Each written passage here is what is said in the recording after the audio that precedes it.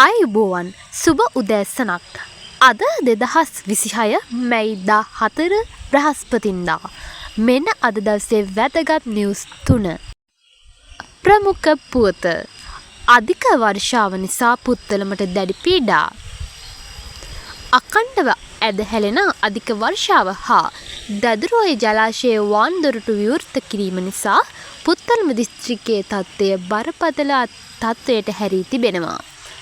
දැනට පවුල් 4939කට අයත් පුද්ගලයන් 17561ක් අවතැන් වී සිටිනවා. වැඩිම හානිය පුත්තලම ප්‍රාදේශීය ලේකම් කොට්ටාසයටයි.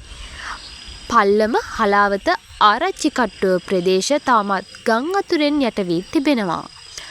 කාලකුණ දෙපාර්තමේන්තුව පවසන ආකාරයට පුත්තලමට අද දිනේදී මිලිමීටර් 200ට වැඩි අධික වර්ෂාවක් ලැබීමේ හැකියාව පවතිනවා. දිවයින පුරා ජලාශ 26ක් මේ වන විට වන් දමමින් තිබෙන අතර ගමනාගමනවලට දැඩි බාධා ඇති වී තිබෙනවා. මුදා ගැනීමේ මෙහෙයුම් වලට යුද හමුදාව එක් වී තිබෙනවා. දෙවන පුවත. ට්‍රම්ප්ගේ චීන සංචාරය. ඇමරිකානු ජනාධිපති ඩොනල්ඩ් ට්‍රම්ප් මැයි 13 වෙනිදා සිට මැයි 15 වෙනිදා දක්වා චීනයේ රාජ්‍ය සංචාරයක නිරත වනවා. චීන ජනාධිපති ෂී ජින්පින්ගේ ආරාධනයෙන් සිදුවන මෙම සංචාරය වසර 9කට පසු ඇමරිකානු ජනාධිපතිවරයෙක් චීනයට කරන පළමු සංචාරය මෙයයි.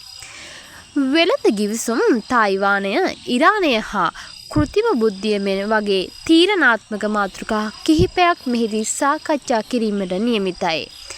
ට්‍රම්ප් සමග ඇපල් ප්‍රධානී ටිම් කුක් හා ටෙස්ලා ප්‍රධානී ඉලොන් මස්ක් ඇතුළු ඇමරිකානු ව්‍යාපාරික නායකයින් 17 දෙනෙක් චීන සංචාරයට ගිහින් තිබෙනවා.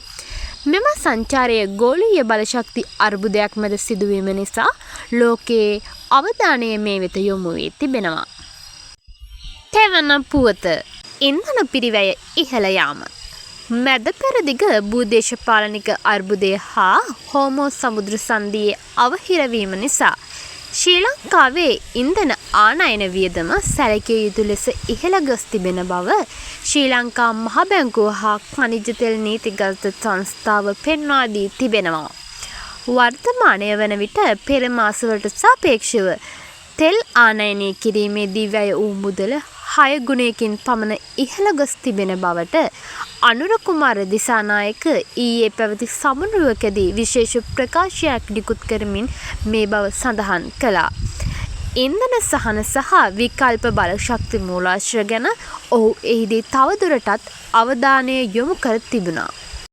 ප්‍රවෘත්ති අවසන්. හෙටත් උදෑසන 5:30ට නැවත හමුවෙමු. වීඩියෝ එකට ලයික් එකක් දාලා channel එක subscribe කරලා bell icon එක click කරලා තියාගන්න. එතකොට මං හෙට උදේම දාන වීඩියෝ එකෙන් notification එක ඔයාලා ළඟටම ගෙන්න ගන්න පුළුවන්.